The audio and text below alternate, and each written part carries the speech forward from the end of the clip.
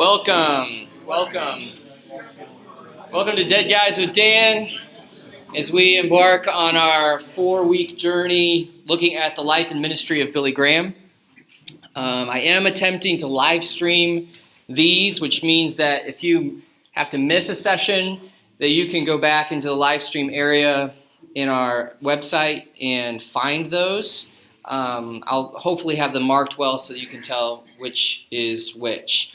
So this is part, Dead Guys with Dan is part of the UCC Men's Ministry. So I like to review what our features are of the UCC Men's Ministry, particularly if you're newer to our church. What do we have? There are several features. We have a fall study, which is where we are now in September, the 4 Tuesdays of September. And then we have a spring study that's in April, 4 Tuesdays, then usually running from about 7 till 8:15. Besides this, there are outings. Sometimes we go to a baseball game or some sort of meetup, and those will be advertised through the bulletin and other means. We also have men's breakfast. The next men's breakfast is on September 11th, this coming Saturday. I believe, Steve, are you up? Steve Hoffman's going to give the talk. Would you like to say something else? We could use flippers. Justin's requesting flippers, so that's a pancake reference. If you like to flip pancakes, then you can come and flip pancakes. What time do you want them here if they're going to flip pancakes? 6:30. 6:30, okay? Also, there's a camp out coming up. What's the date on the camp out? October 1st? 1st and 2nd. And what's the location on that? It's at Stephen Cook's house. Okay, at Stephen Cook's house. So we'll be getting more information as we get closer to the date on that. So we'll just have to watch our announcements. Also, there are various men's groups that are meeting. If you would like to be a part of a men's group, those are open, and you can come up to me and ask about when those are. We have one that's on Tuesday afternoons. We also have one that's on Thursday mornings. So those are available. If you are a part of the men's ministry leadership team, can you raise your hand for a second? So those guys, if you have a question, are good people to ask. We have a couple more who aren't here that are involved with the planning sessions, and really appreciate the work that they do so that we can have a really great men's ministry here at UCC. So believe it or not, this series is the 19th in our series on church history, which if you had told me when we had started that we'd get up to this high, I would have laughed at you. I did not intend to be interested in church history. It sort of happened to me in the course of events as I was attending Dallas Seminary. I just really came to love church history and have just found a deep, rich wisdom in the deposit of the past. The church dead that is living in heaven, which is still speaking to us if we will listen through the pages of church history, not as a subject in and of itself, aside from the Bible, but actually to enrich our understanding of the Scriptures. So we're looking at some of the best minds, the most devoted hearts who have ever commented on Holy Scripture, that we can have help in our readings of the sacred text. So I won't read through these. You can see we've just done a lot. Since the 14th session, we've been in the 20th century, and we've been trying to talk about our context, but I'm glad that we spent quite a bit of time in the earlier centuries leading up to that point so that we can understand our own 20th century and 21st century better. So there's the list. By the way, a lot of these recordings exist, so if there's some name or thing up there that interests you and you want to drill down, let me know, and I can hook you up with old recordings and slides if you're interested in that. So typically on the first night of Dead Guys, I like to review our timeline where we've given hooks every 500 years. Church history is intimidating because so much stuff happened, and so I think that one of the best ways to become a student of that is to just get your big hooks, and then if you get interested and you want to zoom in and get more hooks, maybe each century or something, then you can do that. So we just have been repeating every time we get together at the first session, this 500-year timeline that goes from 2000 BC to 2000 AD, and I just give you something to think about or to remember for each of these. So I'm just going to give you like the first letter of the person or the event, and you guys go ahead and call it out if you remember what our person or event is. Let's start with 2000 BC. What does A stand for? Abraham. Good job. 1500 BC? Moses. Good job. 1000 BC? David. Good. Now for 500, we have an event.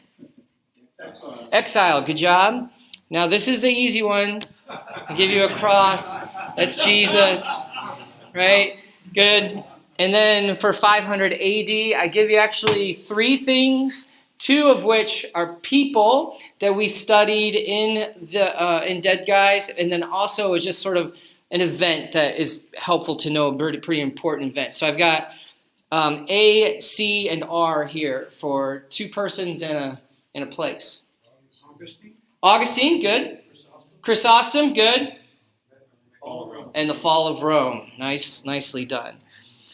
When we get to 1000 AD, GS stands for the Great Schism as the Eastern Church splits from the Western Church. 1500, Protestant Reformation. Wonderful. And then year 2000, I always throw in a joke that isn't very funny. We have the Y2K bug, which we were all very worried was going to take out our power grid. My dad made some money selling generators. I also like to review the church tree. And so as we think about all of these churches, you drive around and you see signs for all kinds of, you name it, denominations. Where do they come from? They all have a history. And I like to portray this as a tree, showing how there's continuity with the present to the past. I like to make a joke. For about 1,000 years, we're all Catholic. And then you have, in the Great Schism, the Eastern Orthodox branch split off from the Western Church. So you have the Eastern Orthodox churches there. We haven't explored those. And then around the Protestant Reformation, you have 4 major branches coming off. And those are the Anabaptist branch. And if we trace our church's denomination back far enough, this is the branch that we come off.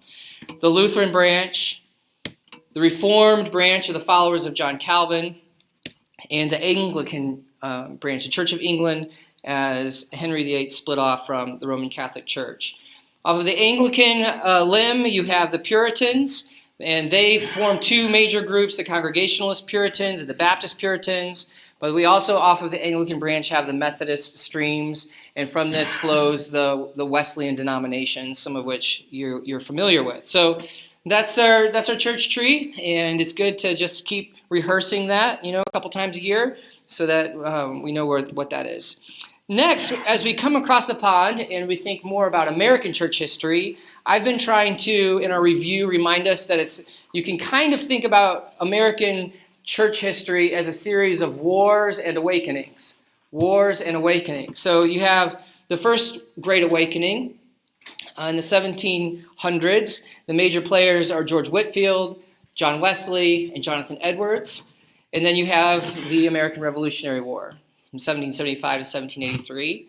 Following that war, you have the Second Great Awakening from the 1790s to the 1850s. Major players are Asbury, Finney, Palmer, and Farmer. And we took time to study the Second Great Awakening. After that, you have another war, the Civil War from 1861 to 1865. And then many scholars will say that you actually have a third Great Awakening from the late 1850s to the early 1900s. And we took time to study Moody and Spurgeon as part of that awakening. And as we come into Billy Graham, we're going to see that he was a student of these evangelists and is patterning as a lot of what he's doing from previous evangelists. He is particularly a study of D.L. Moody. And so we'll hook into that where it's appropriate. The 20th century, sadly, is just a war-filled century. The number of casualties, the body count, the horrific nature of the 20th century we talked about briefly in our study of the 20th century.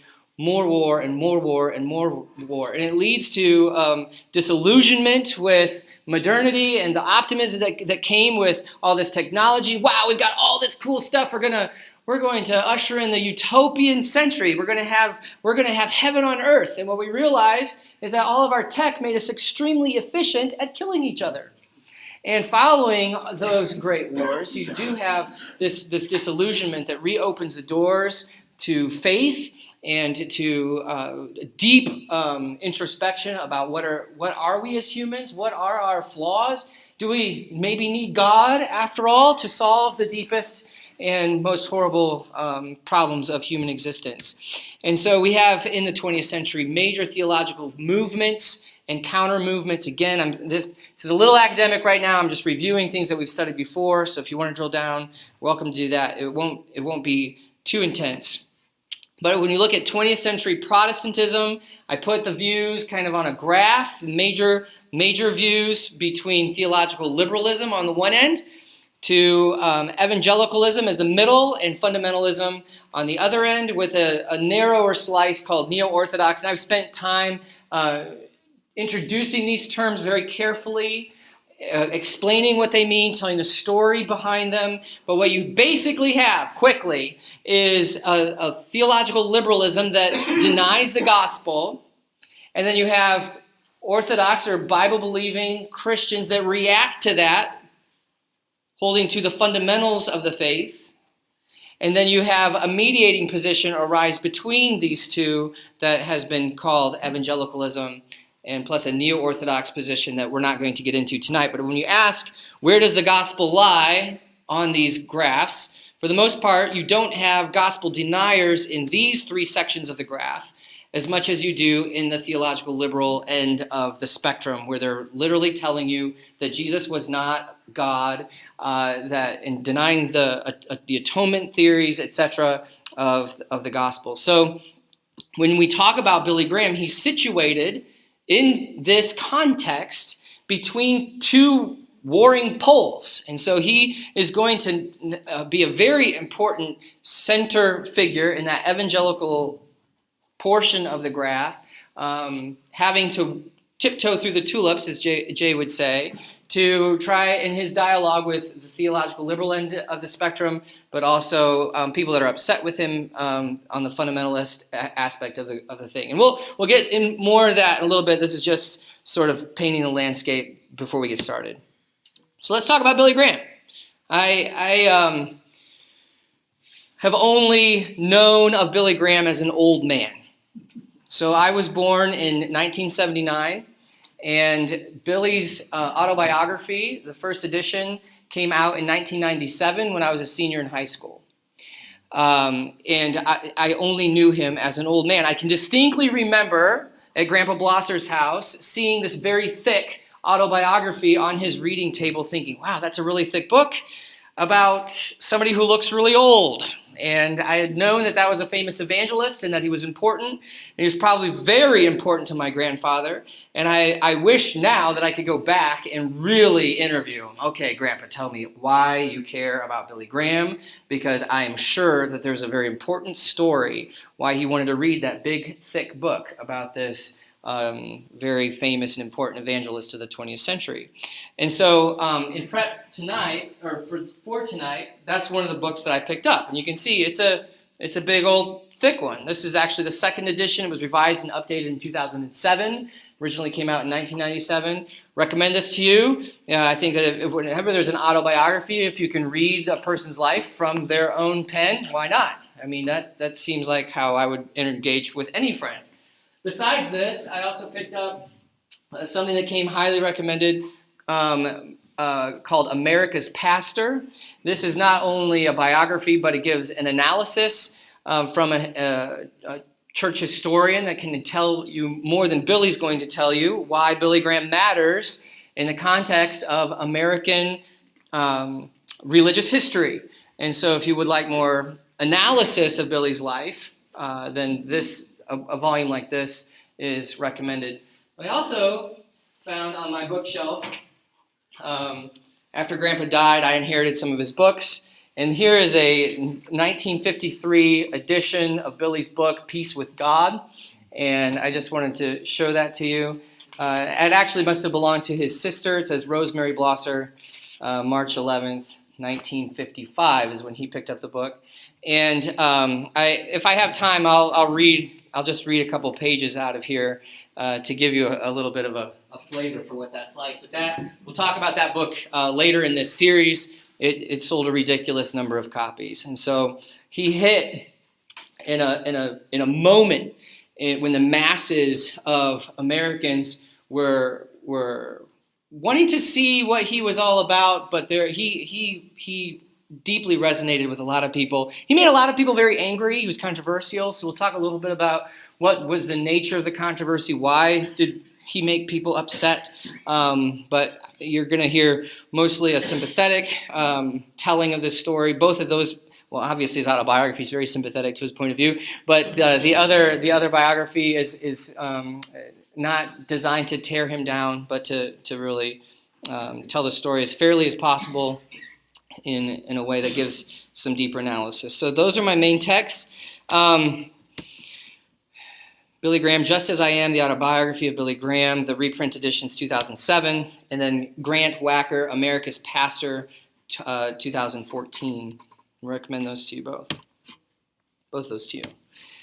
So, Billy was born on a dairy farm near Charlotte, North Carolina on November 7th, 1918, 4 days before the end of World War I. He liked to make a joke that it took the world 4 whole days to hear of his birth and stop the fighting. So it's kind of a funny tongue-in-cheek comment. Most of his humor is rather self-effacing, but he would say stuff like that. He was the eldest of 4 children. His parents are William Franklin Graham and Morrow Coffee Graham. Both of his grandfathers fought for the Confederacy in the Civil War, one of whom was wounded at Gettysburg. He had his leg mostly torn off in that fight, and one of his eyes, a bullet grazed his face and took out one of his eyes. And his wife, Billy's grandmother, when she was dying, famously became famous, probably because of how many times Billy told the story, but famously, as she was dying, sat up in her bed and said, "I see Jesus, and his arms are extended and open to me. And I see Ben, and he has both his legs and both his eyes." So it's a very touching anecdote. He has a spiritual heritage. So one of his grandfathers is a whiskey drinking rabble rouser. I mean, on the Graham side, very drunk, difficult person. But on his mother's side, Bible-believing Christian parents coming down the generations. Billy's dad did not follow in his father's footsteps. In fact, rejected alcohol his whole life. They were teetotalers their whole life because he had seen firsthand, living in his father's home, the effects of alcohol abuse. So, but Billy's parents were Presbyterians, and they live there in North Carolina on a farm, a dairy farm. And though they live in a poor area and are going to be affected, even their own family, by the Depression, Billy does not experience like the extreme ends of poverty. In fact, the biographers are going to call them middle class, upper middle class, even though they had a downward trend. His father did lose his savings in the stock market crash of 29. But he had a strong sense of humor and this really strong work ethic that made their farm successful. He shared it with his brother Clyde, and they were farming about 400 acres of dairy farm, and Billy just keeps talking about how much this hard work ethic and a Christian morality was instilled in him from a very early age. So they get called upper middle class not only because they had this farm, but they also owned cars when not everybody had cars. They were able to take trips and go on vacations to places. Now they stayed in the cheap places. He talks about his dad only wanted to spend $1 for the hotel, so they weren't staying at the nicest places, but they were able to travel around a little bit. They were also able to have employed staff to help work the farm. Some of the named folks are Pedro, Joe, Reese Brown, and Susie Nicholson that worked there on the farm, and they enjoyed the relationships with them. Get this, guys. The morning milking started at 2:30 a.m. Now, that might not be a surprise to all y'all who know about cows and know what time you're supposed to get up for the morning milking, but I'm not sure about 2:30 a.m., frankly. That is early. So get up, milk the cows at 2:30. The whole process for the morning chores and the milking takes about 3 hours. They have breakfast then at 5:30. So they're doing all that work before breakfast. There's another thing I don't totally understand. And then go to school, and then you go straight home for the afternoon milking. And Billy was very involved in all of that. He talks about having good grades in elementary school, but in order to keep up the work schedule and the not very much sleep schedule, his grades did dip when he was in high school. He was a C-level student while in high school. He enjoyed reading, mostly novels, but his mother also made him read the Bible, the Westminster Shorter Catechism, and pages out of the encyclopedia, so that he wasn't just reading those novels all day long. Good mother. Normal interests, he likes baseball, likes to play baseball, likes girls, cars, hunting and fishing. He gave a speech when he was 12 years old, and it scared him so bad that he vowed to himself he would never be a public speaker, which I think is funny.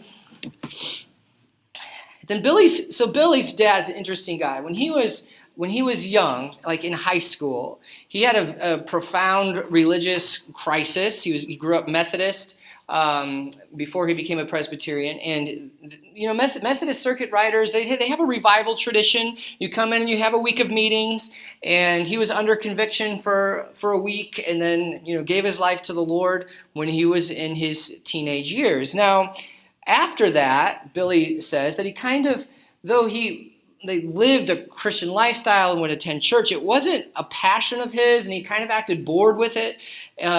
But then he has a near-death experience in 1932 when a saw, they're like milling wood, and it throws a piece of wood off the saw, which strikes him in the mouth and cuts his head all the way almost back to his brain, and he's bleeding like crazy, and they take him for emergency surgery. They reconstruct his jaw and the rest of his head, and he lives. But from that point, they all recognize Daddy's different, right, with his faith. Like this is a more passionate experience, and not quite such a bored malaise when it comes to this. Now, Billy's father took Billy to hear Billy Sunday. Now, I haven't told you who Billy Sunday is, but Billy Sunday is a very famous evangelist that was on the circuit. In fact, if you know about Grace College and Winona Lake, there's a big building there that is important to the Billy Sunday tradition. There are buildings there named Rodeheaver, which is his musician.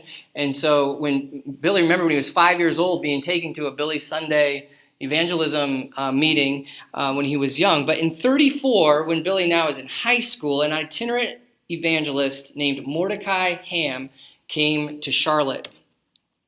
And Billy's parents are enthusiastic about this traveling evangelist who is coming to their town, but Billy is resistant. What is this religious circus? He had read conflicting opinions about Dr. Ham and what he would mean in the newspaper. Some of it was very negative and some of it was positive. His parents were enthusiastic. He's resistant. They're hopeful that Billy will go to the meetings and have a similar religious experience as Billy's father had. By the way, Billy's mother, too, has been growing in her faith over the years. She doesn't have such a crisis event, but is hoping that Billy in his high school years will go and give his life to the Lord in a deep, deep way. Now, Billy grew up in church. He was baptized as a baby. He was confirmed. He's technically a member of the Presbyterian church where they go, but he's just kind of, he would call himself a nominal Christian. That it's boring. I'm there because my parents tell me that I have to go. It's part of our life, but it's not really my jam. But he does end up going to one of the meetings at the urging of one of his friends.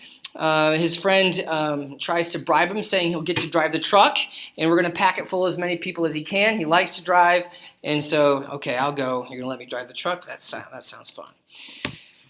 They sit in the back. It's a huge crowd, several thousand people, and he's just going to take in the spectacle. What is going to happen? And here is how Billy describes what happens. As soon as the evangelist started his sermon, he opened his Bible and talked straight from his text. He talked loudly, even though there was an amplifying system. I have no recollection of what he preached about, but I was spellbound.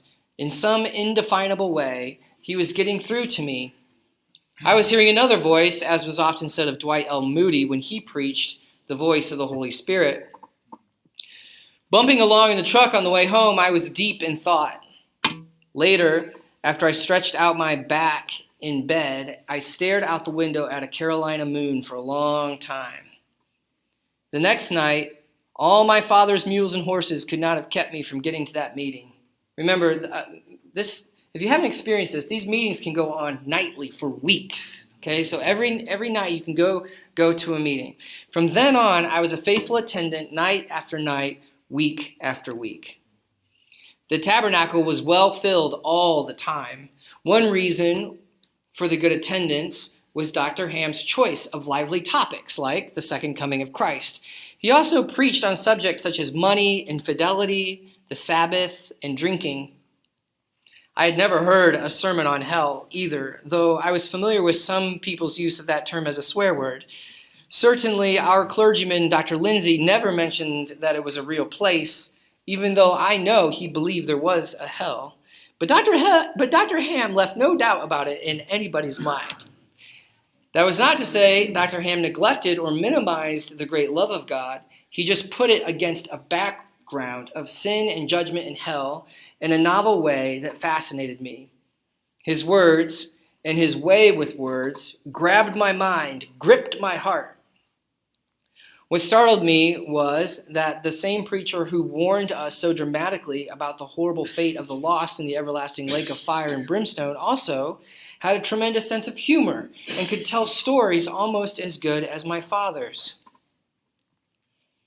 I became deeply convicted about my sinfulness and rebellion and confused. How could this evangelist be talking to me, of all people? I had been baptized as a baby, and I learned the shorter catechism, word perfect, and had been confirmed in the Associate Reformed Presbyterian Church with full approval of the pastor and elders. I had gotten into mischief once in a while, but I could hardly be called wicked. I resisted temptations to break the moral code my parents had so strictly instilled in me. I was a good milker in the dairy farm and never complained about any of the nasty work, such as shoveling manure. I was even the vice president of my youth group in our church, although granted it wasn't a particularly vital organization. So why would the evangelist always be pointing his bony finger at me? One thing that echoed in my mind was Dr. Ham singing, right in the middle of his sermon, "The toils of the road will seem nothing when I get to the end of the way." He had an almost embarrassing way of describing sins and shortcomings and of demanding, on pain of divine judgment, that we mend our ways. I was so sure that he had singled me out one night that I actually ducked behind the wide-brimmed hat of the lady sitting in front of me. Yet, as uncomfortable as I was getting to be, I simply could not stay away. My friend Grady and I decided on a strategy to avoid the frontal attack by Dr. Ham. We had signed up for the choir, which sat on the platform behind the preacher. Neither of us could sing, but we could move our mouths or hold a hymn book in front of our faces for camouflage. As choir members, we were safe from Dr. Ham's accusatory stare. What was slowly dawning on me during those weeks was the miserable realization that I did not know Jesus Christ for myself. I could not depend on my parents' faith. Christian influence in the home could have a lasting impact on a child's life, but faith could not be passed on as an inheritance like the family silver. It had to be exercised by each individual. I could not depend on my church membership either, saying I believe in the Apostles' Creed every Sunday, or taking the bread and wine of communion could so easily become nothing but rote and ritual, without power in themselves to make me any different. Nor could I depend on my own resolution to do better. I constantly failed at my own efforts at self-improvement. Nobody needed to tell me that. As a teenager, what I needed to know for certain was that I was right with God. I could not help but admit to myself that I was purposeless and empty-hearted. Our family Bible reading, praying, psalm singing, and church going, all of these had left me restless and resentful. I'd even tried guiltily to think of ways of getting out of those activities as much as I could, In a word, I was spiritually dead. And then it happened sometime around my 16th birthday. On that night, Dr. Ham finished preaching and gave the invitation to accept Christ. After all his tirades against sin, he gave us a gentle reminder, but God commendeth his love toward us in that, while we were still sinners, Christ died for us. His song leader, Mr. Ramsey, led us all in Just As I Am, 4 verses. Then we started another song, Almost Persuaded Now to Believe. On the last verse of the second song, I responded. I walked down to the front, feeling as if I had lead weights attached to my feet, and stood in the space before the platform. That same night, perhaps 300 or 400 other people were there at the front making spiritual commitments. My heart sank when I looked over at the lady standing next to me with tears running down her cheeks. I was not crying. I did not feel any special emotion of any kind just then. Maybe, I thought, I was not supposed to be there. Maybe my good intentions to be a real Christian wouldn't last. Wondering if I was just making a fool of myself, I almost turned around and went back to my seat. As I stood in front of the platform, a tailor named J.D. Pravat, who was a friend of our family with a deep love for souls, stepped up beside me weeping. Putting his arms around me, he urged me to make a decision. At the same time, in his heavy European accent, he explained God's plan for my salvation in a simple way. That explanation was addressed to my own mental understanding.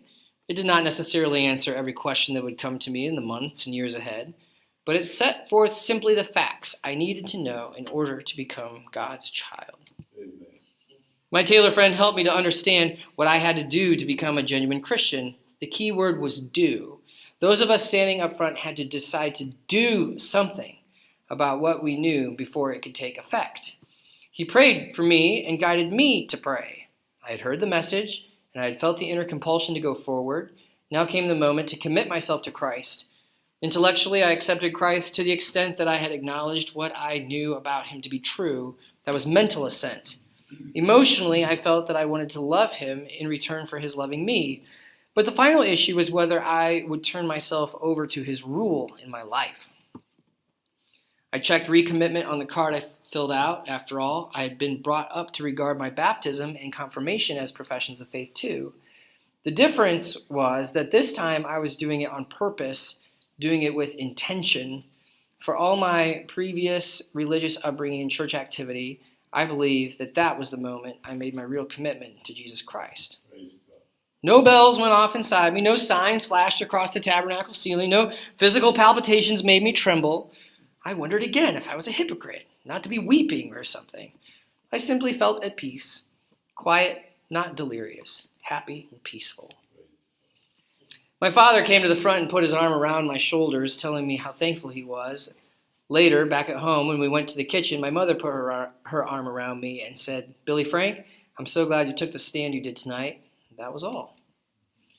I went upstairs to my room. Standing at the window, I looked across one of the fields that was glowing in the moonlight. Then I went over to my bed and for the first time in my life got down on my knees without being told to do so. I really wanted to talk to God. "Lord, I don't know what happened to me tonight," I prayed. "You know, and I thank you for the privilege I've had tonight." He goes on in his autobiography to express some apprehensions that he had. What are the people at school going to say? Are they going to laugh at me? But they did rib him a little bit, but it wasn't too bad. And he remembered that the Bible said that we would be persecuted for Jesus, and that was all that it was. No big deal. But he says the most interesting and noticeable change to himself is just that the world looked different. He notes a new interest in church. The sermons, he's starting to take notes when he's listening to the sermon. He's interested in what the preacher is saying. He said even the choir sounded better, which I think is funny. The Bible, prayer, singing, and he starts singing hymns while he milks the cows. He's affected. He noticed that his manners improved. He had kind of been a hothead, and he was trying to notice that he was caring more and interested in being kind to people. His studies improved as well. He graduated from high school in 1936, and he becomes a Fuller Brush salesman to earn money for college. And he mentions that as important in his formation, even though I think, if I have the timeline right, it only lasts for the summer, because Well, have any of you guys gone door-to-door selling of anything? It's hard, isn't it? Like all the rejection, and you learn some things about yourself that maybe you don't want to face, and but also he discovered that he was good at it, right? He was able to sell the brushes. He's very honest person. Sometimes he was making sales just because he refused to lie about the brushes or go further beyond what their actual virtues were, and he was just really honest. And so he'll reference that sometimes when he has to, well, I'll just get to that later. I'm not going to spoil my later story. I'll just keep going.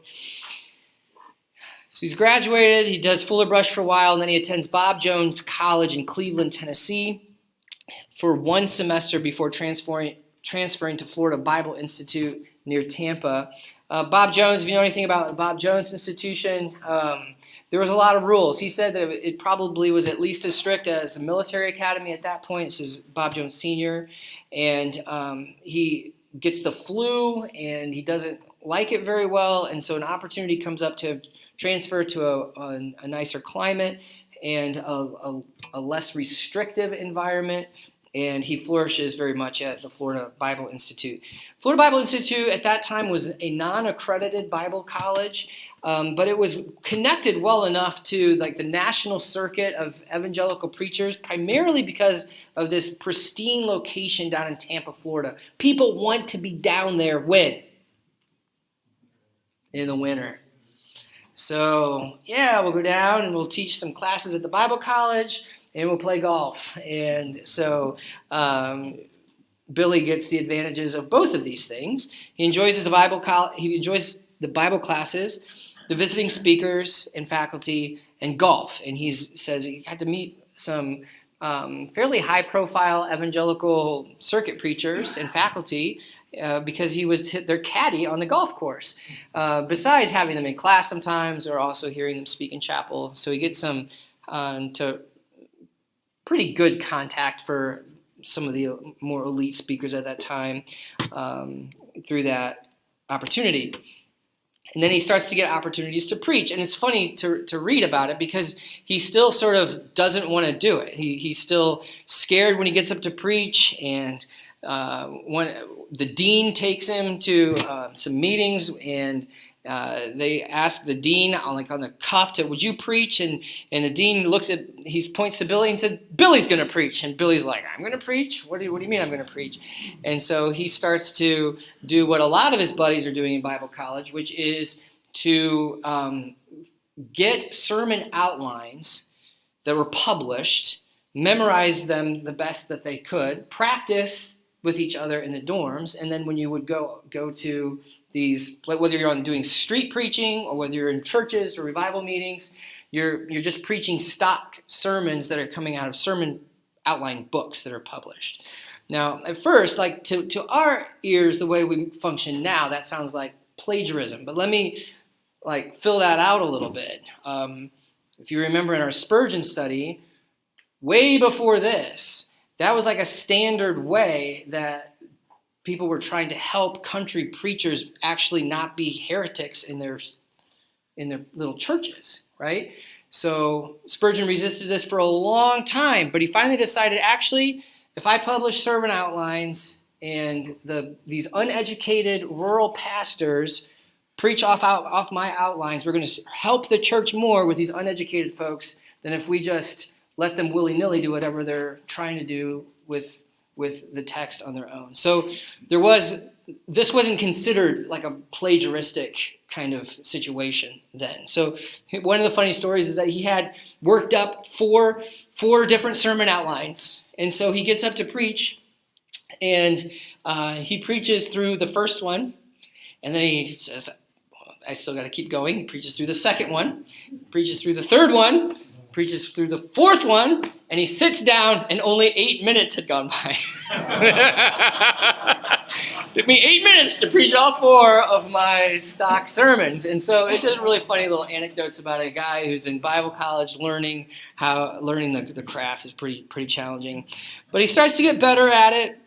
Here's a funny quote. I practiced for when the time would again come to preach in public. My roommate, Woodrow Flynn, was a great sermonizer and would preach his outlines to me in our cold room in front of the little stove. I used outlines of sermons borrowed from great published preachers like Dr. Lee Scarborough of Texas. I love this. I would paddle a canoe across the Hillsborough to a little island where I would address all creatures great and small, from alligators to birds. If they would not stop to listen, there was always a congregation of cypress stumps that could neither slither nor fly away. The loudness of my preaching was in direct proportion to their unresponsiveness, so the trees got my voice at full blast. In his second year of Bible college, he continues to preach more and more, but he still feels hesitant, even resistant to the idea that he may be called to preach vocationally for his life.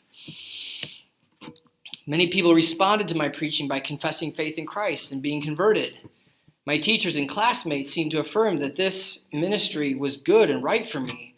But did I want to preach for a lifetime? I asked myself that question for the umpteenth time on one of my nighttime walks around the golf course. The inner, irresistible urge would not subside. Finally, one night I got down on my knees at the edge of one of the greens. Then I prostrated myself on the dewy turf. "Oh God," I sobbed, "if you want me to serve you, I will." The moonlight, the moss, the breeze, the green, the golf course, all the surroundings stayed the same. No sign in the heavens, no voice from above. But in my spirit, I knew I had been called to the ministry, and I knew my answer was yes. From that night on, my purpose and objectives in life were set. I knew that I would be a preacher of the gospel. I did not yet know how or when, however. So now he's preaching constantly. I mean, you read it and it seems like that's not even possible. He talks about preaching 7 sermons on the street in one day, and preaching every Sunday, and sometimes a week of meetings in the evenings, going to the mission and preaching, Sunday pulpit supply. Once he's invited to do a week of evening meetings that included morning radio broadcasts, like in a little local area. He receives ordination from the SBC in 1939. And that's a pretty important step. And I don't know if I'll have time to comment on this, but you notice that he's kind of in the Baptist world from the Presbyterian world, the way he's considering conversion, the way he's thinking about what conversion is, and even what preaching is, his view on the sacraments. He's kind of shifted from the church of his roots over into the Baptist world. And that's just kind of a note to maybe come back to at some point. He graduates from the Florida Bible Institute in May of 1940, but he doesn't have an accredited degree. And so he's looking now to go to an accredited place. And through the influence of some generous friends, Billy is invited to go to Wheaton College. There he studies anthropology. He's thinking that he got a lot of Bible classes at the Florida Bible Institute, but maybe I'm going to be a missionary, and it would be good for me to understand anthropology, peoples of the world, if I'm going to go be a missionary. But it doesn't take long there before his speaking gifts are discovered. So it's really funny. He talks about feeling very out of place in the Chicago suburbs at Wheaton. His clothes don't match what people are wearing stylistically. He's really tall and blonde, and he's got this amazing Carolina drawl, right? And so there's no hiding, and he feels like a hillbilly, but he's also good at making friends, and he's got natural leadership gifts. And it doesn't take long think about it. You guys go to college, you're usually there with people your own age, but if you're there and you're 3 years older than everyone else, that makes you stand out in a different way too, especially if you've had 3 years of fairly extensive number of hours preaching. And so they figure out that he can speak, and then he starts to get a lot of invitations to speak. In fact, he has to turn a lot of them down because he's worried about his grades. I've got to keep my grades up, or I'm not going to make it through Wheaton. Of course, war breaks out December 7th, 1941, and now Billy's thinking maybe I'll be a chaplain. He writes to the War Department about the possibility of becoming a chaplain. They tell him he's going to need to finish college and take a seminary course before he'll be able to apply for that. Later, they'll talk about, too, that he needs to gain weight. He's a little bit too skinny for this, and so he talks about trying to gain weight. It's kind of funny. I was going to stop there, but I've got a few more slides that we can, since there's time, that I'll take you through the romance here. Ruth Bell. So he plays a little bit on her name because he talks about Ruth Bell being a belle of Wheaton, the catch of the class, if you will.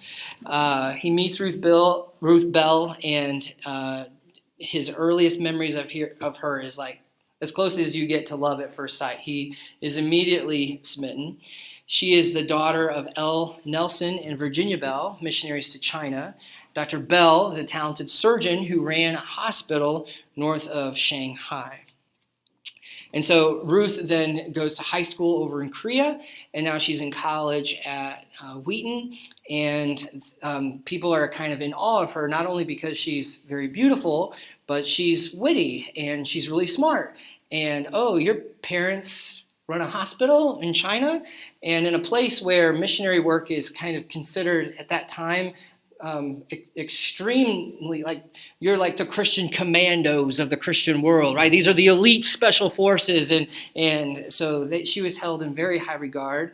Plus, they found out about her and knew that she would get up at like 5 a.m. to read her Bible and pray. So her like spiritual disciplines, her habits were known around campus, and so her reputation preceded her, and Billy was very interested. She wants to be a missionary to Tibet, and they talk about her in her youth, just trying to think of what would be the hardest thing to do for God possible. I know, be a missionary to Tibet. And she kind of fixated on that from the time she was like 12 or something, and really considers that maybe she has a call on her life to be a missionary to Tibet.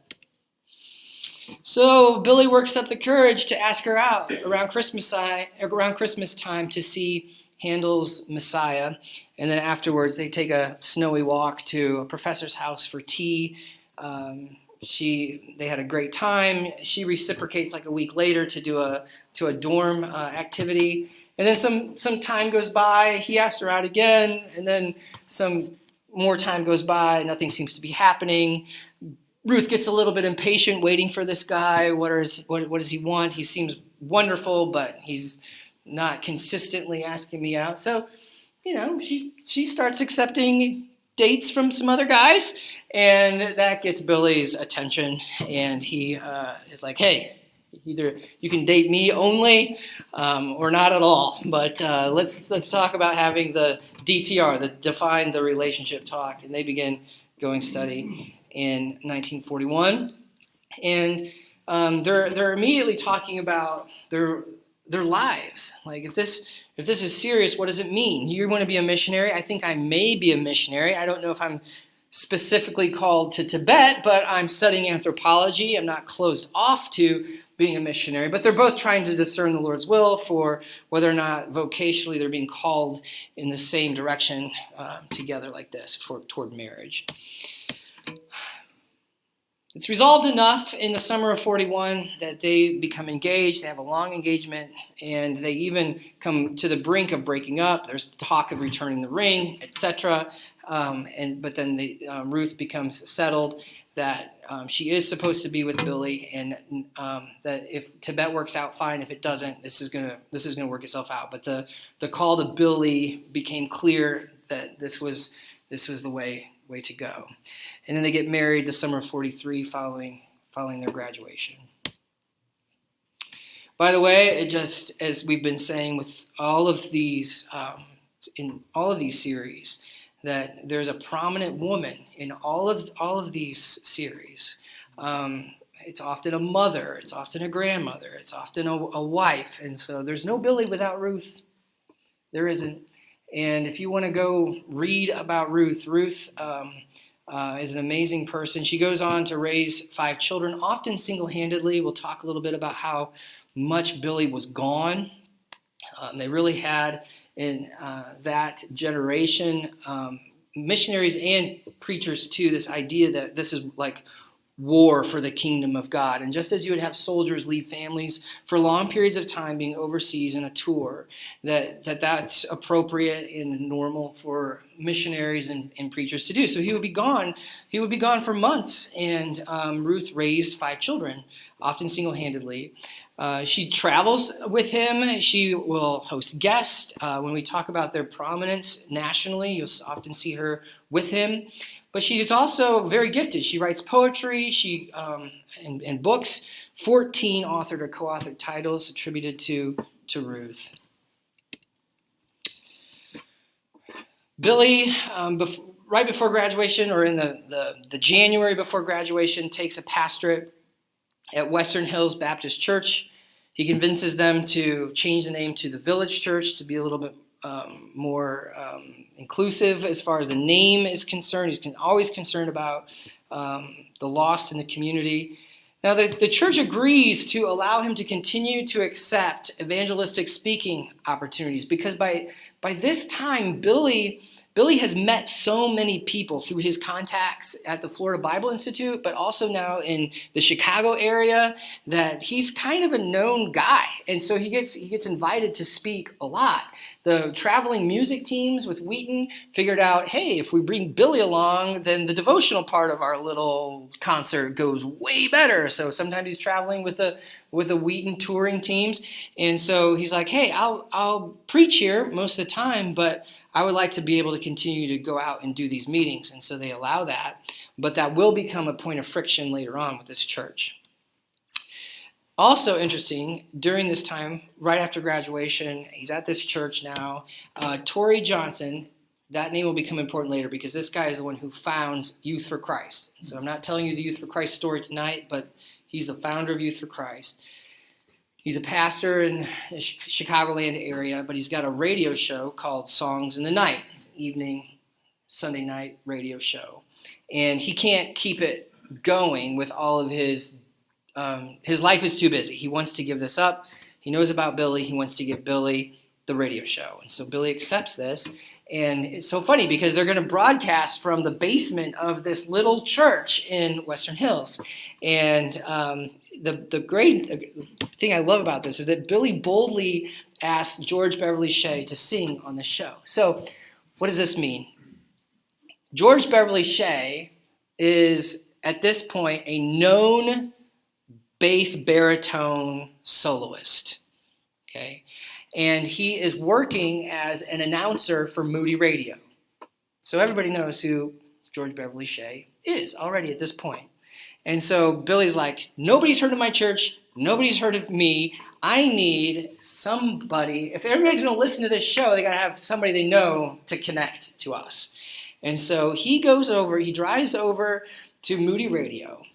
And he walks in, and the secretary's like, no, you can't see Mr. Shea. Sorry, that's not going to work. And so, Billy's trying his best as he can be polite, but he can see his office through like a glass window or a glass wall. I'm not totally sure on the details of this, but he waits. He waits until there's an opening, and then he just like blows past the secretary and goes into the office and says, sorry for interrupting you, Mr. Shea, but I've got an opportunity for you that I think that you'll be interested in. And so he cites then his Fuller Brush sales experience as far as like getting your foot in the door and making a winsome pitch in a highly pressurized situation and not giving up until they throw you out, basically, because Bev is like, just realize I'm going to have to say yes to this guy at least for a show or two, otherwise he's not going to leave my office.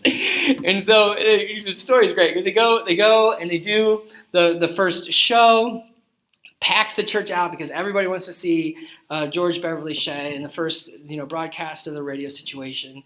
Some lady that might not be totally there, who's a big George fan, is basically harassing him the whole night. George says, Billy, you got to sneak me out of here. And so he talks about having to sneak through the furnace room to get George out of there. But he comes back, fascinatingly, and it goes really well. Well, now Billy's got a problem because what happens once you get on the radio with a local semi-celebrity is that all this mail starts to flow into the church.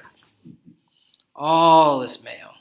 And a second problem is Moody Radio's like, oh yeah, we've got a slot Sunday morning, and we would like to have your church service broadcast on the radio here in our listening area. So once now Billy's preaching is going out, not only in these devotional songs of the night deal, but the Sunday morning preaching now, which is going to continue to raise his profile, but it's also going to, and I talked about that fan mail, people are now requesting copies of the sermon, and now they've got all of this administrative load to answer letters and to copy sermons, to send it back out. And so the church is just realizing, wow, what are we even going to do? We're 100 people. We don't even have our building built yet. And we got this preacher who's on the radio bringing in a celebrity to sing songs.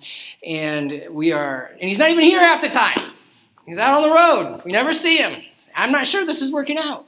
And so now there's some friction between Billy and the church. He ends up staying 21 months, so not quite 2 years. But it becomes obvious to him and to Ruth and to the church that Billy is probably going to be an evangelist. He is going to be a professional itinerant evangelist, and that he may not be in a church in one location, pastoring in that way. And so he's getting his call clarified through this experience. So I think that's where I stop. And we have 15 minutes or so to have a conversation about whatever questions you may have. Please remember, in these early sessions, it's really tempting to jump to the middle of his life or ask a question about how he was with the president or something like that. So let's try to keep this conversation to this really interesting conversion story. You can ask questions about what are these revival meetings. Let's take it down that road if you want to. So, yes, Ian. So you say he grew up in the South. His family was middle class. They had servants. Is it possible they had slaves? Great question. So Ian's question is, did Billy's family have slaves? They did not have slaves. His paternal grandfather was a Klan member at one point, but they did not have slaves in his family. Now, they did employ black maid and one of the farm hands, but Billy mentioned that their black farmhand was paid better than any farmhand in the county, to the point where the other farmers were complaining that, hey, why are you paying him so much, kind of thing. So, he'll note that. He also noted that the maid that worked in their home, that they were very close to, that he felt like she was a second mother to them and to his siblings. So we'll continue to talk about Billy and the race question as we expand out. But great question. It's excellent. Yes, Roger. A very minor point. You talked about George Beverly Shea as George. Something I never understood: when people referred to him, they always called him Bev. Bev Shea. Who's building out of Beverly? I don't know. So Roger's comment is, and that's true, that George Beverly Shea, most people refer to him as Bev, and it's his nickname. So, interesting. I hauled him up and down the Kroll Hall a couple of times. What did you on the do? Elevator. Who? Bev? Bev Shea. One of my jobs at Moody when I first arrived in the 60s, I operated the elevator from Kroll Hall, the first floor, to the 12th floor. Moody Radio was on the top floor. Okay. I can still remember. I thought I died going to heaven. Whoa. Paul's comment's excellent about how when he was a student at Moody, one of his jobs was to operate the elevator, and got to haul Bev up the floors there at the Kroll Hall. You said Kroll Hall, where Moody Radio's at the top of the building there. Thank you. Kroll was Quaker Oats. Okay, Kroll is Quaker Oats. Okay, thank you. That's awesome. Yeah, and your comment brings up another thing that I want to just say. You reminded me that I wanted to say this. We are now to one point of contact to these people, right? Like, you're in the elevator with Bev, and I'm sure there are people in this room that have attended the crusades and heard him preach live? Raise your hand if you heard him preach live. Most of the room is raising their hands right now. That is amazing. And also interesting to me too, and I was experiencing this a little bit with Francis Schaeffer last semester, is that their ministry is recorded on video, and you can experience it now on YouTube. You know how much I wished I could have pulled up a sermon from John Chrysostom from the 4th century when we were going through John Chrysostom on YouTube? No, nothing like that exists. But you can listen to Francis Schaeffer and see them in an amazing way. And many of us know and love Jay Kessler. He was friends with Billy, and so when I was meeting regularly with Jay would tell me Billy stories. They were amazing. So I love that. And in a lot of ways, this is sort of like we made a 10-year investment, and we're really experiencing hopefully some of the joy of the fruitfulness of seeing what that's like together as a group of guys. So if you haven't been here for 10 years with us, that's not a problem. We're glad you're here, and we hope that you're enjoying it very much. Yes, Felix. Maybe some of my Taylor colleagues can remember when his daughter came and preached at chapel about, when was it, about a dozen years ago, maybe 15 years ago. And she talked about, as I recall, the long travels and separation from her dad. She was very candid about the stresses that put the family in. Okay. So Felix's comment is asking if there are people in the room that remembered when Billy's daughter came to preach at Taylor Chapel and was very candid about sharing the stress that it put on the family for Billy to be traveling as much as he was. Does anybody here want to make a comment to Felix's? Remember that? Bonnie was her name, and she was kind of the rebel of the family. Bonnie was the name, and she was kind of the rebel in the family. Yeah, I don't know. Thank you. Good. So go ahead, Stefan. Wasn't Franklin also a bit of a rebel for a while before he turned around? Yes, wasn't Franklin a bit of a rebel before he turned around? Yes, that's true. I think so. That's true. But it's one of these things you see, throughout history. I mean, Moses' kids had a rough time. Samuel's protege, Elihu. His kids, Samuel's sons, etc. So one of the tensions is ministry versus other things, and it's hard to do it properly. Right.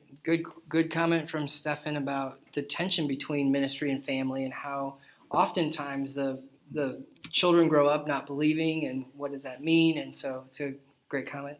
Really appreciate that. Good. Yes, Stefan. If you want trivia, so Highland Park Presbyterian in Dallas, that's Billy's son-in-law, brother-in-law was pastor. So Ruth's brother was pastor there for quite a while. Ruth's brother was pastor at Highland Park Pres down in Dallas for a while. Yeah, so that's one connection. Yeah. And then for Mark Beal, there's a group that met at Mortimer B. Lane's home in Wheaton, which then bought a place they called Bethany House and went down there from there to the church that he and I both attended. And so it's interesting you have these little connections. Yeah, lots of interesting connections. Yeah. Well, that's what's so fun. That's what we're talking about. Like, we're close enough now that we're not very many degrees removed from contact, which is really fun. So it's interesting how Billy describes his conversion, and how he will take the features, many of the features that he experienced in those early meetings with Mordecai Ham, how he will continue the tradition, almost like a template, as he goes and is a mass evangelist. And so we'll be making comments on that later, hopefully too, about how do we consider conversion? Is conversion always a crisis moment? Do you have to walk the sawdust trail to be a Christian? What about Presbyterians who never experience a crisis or never walk down the aisle, but do perceive their baptism and their confirmation to be professions of faith? His own mother falls into this category, and that's an interesting area worth exploring. We could go through and tell stories of our testimonies, whether they were dramatic and you like literally know your spiritual birthday because it was so clear to you, like you practically got a birth certificate. The rest of maybe some of the others of us have more of a gradualism experience where we can't pin down the day. And what does all that mean? So it's just a really, really fascinating thing to talk about, and how this mass evangelism affected preaching and affected church services. And so we'll talk a little bit about that as we continue. So yes, Ian. That picture you have on the screen there of Billy Graham, when he's holding a book. Is there any doubt what that book is? No. It's sort of like the truth is just sort of like flying out of the page. In the sense the power of God is being released from the pages of that book. Well said. So Ian's making a comment. Yeah, Ian's making a comment about the picture on the screen about how Billy will hold up the Bible, and that was one of his features. And he if you watch YouTube videos, you're going to see him constantly holding the Bible. He will sometimes tuck it under his arm. He often holds it up, and he'll often say, "The Bible says, the Bible says, the Bible says," and as a key feature of his style as a preacher. He's also very concerned, and we'll talk more about his preaching style. He's very concerned about being simple enough for a lay person who has almost no theological vocabulary, almost no theological training, almost no church background to clearly hear a gospel presentation. Now, he doesn't go so far, at least in the early phases, of stepping away from the King James Version. There's still enough like cultural King James out there that he can still use a King James Bible and quote extensively from the King James Bible without losing his audience. But he tends to speak in very short sentences with very direct and powerful verbs. The images that he uses are super common to the vast majority of normal American experience, if you will. And even when he goes overseas, trying to grab onto universal human illustrations. And so, but yeah, you're right. He holds up his Bible. It seems like, it's no doubt about, I'm just up here telling you what the Bible says kind of guy. Yeah, good.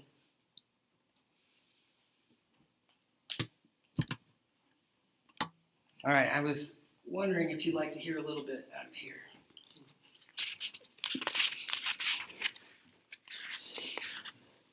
As you're turning there, that book, I ran a bookstore, and that's one of the few books I know that have brought people to Christ. So Roger's comment, he used to run a bookstore, and Peace with God by Billy Graham, he felt was one of the few books that you knew brought people to Christ.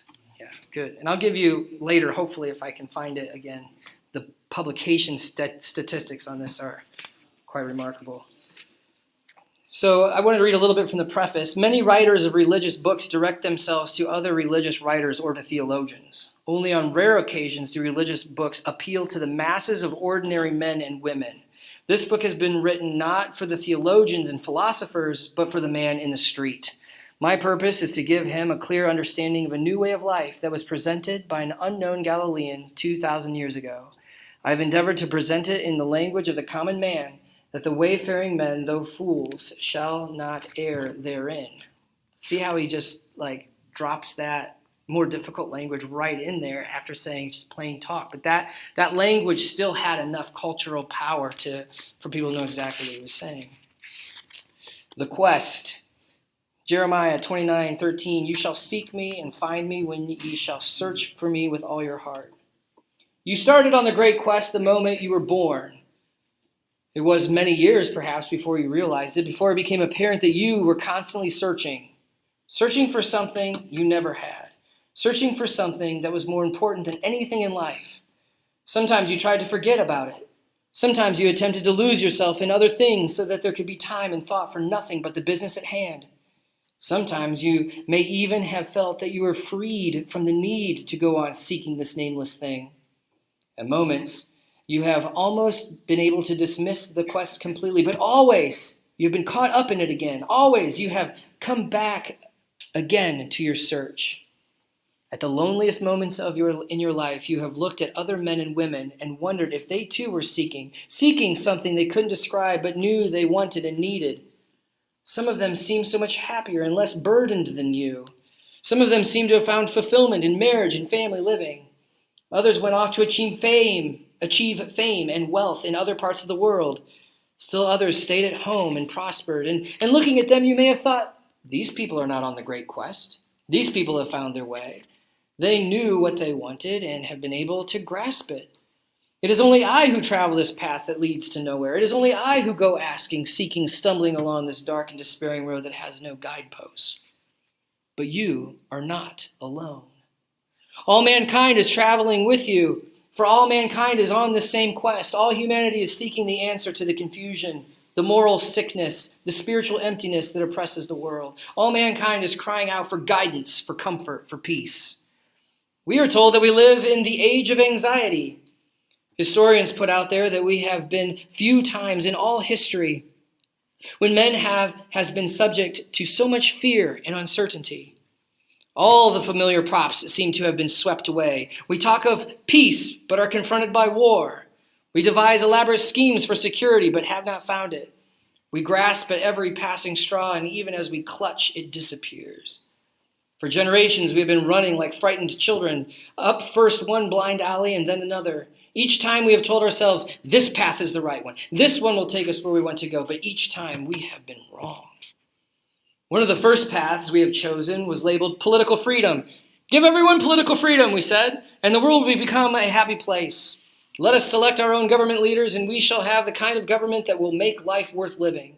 So we achieved political freedom, but we did not achieve our better world. Our daily newspapers give us reports of corruption in high places, of favoritism, of exploitation, of hypocrisy equal to and sometimes surpassing the despotism of ancient kings. Political freedom is precious and an important thing, but it alone cannot give us the kind of world we long for. There was another very hopeful path marked education, and many put their whole faith in it. Political freedom coupled with education will do the trick, they said. And we all rushed madly along the educational path. It seemed a bright, well-lighted, sensible path for a long time, and we traveled it with eager, expectant feet. But where has it led us? You know the answer. We are the most informed people in the history of civilization, and yet the most miserable. Our high school students know more about the physical laws of the universe than our greatest scientists in the days of Aristotle. But though our heads are crammed with knowledge, our hearts are empty. The brightest, most inviting path of all was the one marked higher standards of living. Almost everyone felt he could trust this one to carry him automatically into the better and more joyful world. This was felt to be the sure route. This was the press the button and you're there route. This was the path that led through the beautiful full-color magazine advertisements, past all the shining new cars, past the gleaming rows of electric refrigerators and automatic washing machines, past all the fat chickens cooking in brand new copper-bottomed pots. We knew we'd hit the jackpot this time. The other paths might have been false leads, but this time we had it. All right. Look around you right this minute. At this very moment in history, you see in America a country that has political freedom to an extent that is undreamed of in many parts of the civilized world. You see the greatest and most far-reaching public education system that man has ever created, and we are eulogized at home and abroad for our high standard of living. The American way of life, we like to call this fully electrified, fully automatic, chrome-plated economy of ours. But has it made us happy? Has it brought us the joy and satisfaction and the reason for living that we are seeking? No. As we stand here feeling smug and proud that we have accomplished so much that generations before us only dreamed about, as we span our oceans in hours instead of months, as we produce miracle drugs that wipe out some of man's most dread diseases, as we erect buildings that make the Tower of Babel seem like an anthill, as we learn more and more of the mysterious secrets that lie in the depths of the sea and peer further and further into outer space, do we lose one iota of that empty feeling within us? Do all these modern wonders bring us a sense of fulfillment? Do they help to explain why we are here, or do they point out what we are supposed to learn? Just give you a feel for it. My grandfather, when he would pray, he would say, "You are the only one that gives meaning and purpose to life." And in his testimony, he latches on to meaning and purpose, meaning and purpose, meaning and purpose. And Graham is going to constantly put that out there and say, you are empty inside. You are longing for something. And the only thing that can fulfill that God-shaped hole is Jesus Christ. Amen. And so he's hooking in very deeply to the old roots of the ancient tradition about human longing. We could talk about Pascal and the God-shaped hole and all of this about how we ache for something that only Jesus can satisfy. So men, I will dismiss us in prayer, and I pray that Jesus will satisfy your deepest longings. Lord, thank you for our time tonight. Thank you for Billy's life and the recipients of the gospel that we have been blessed to have. We pray that you would continue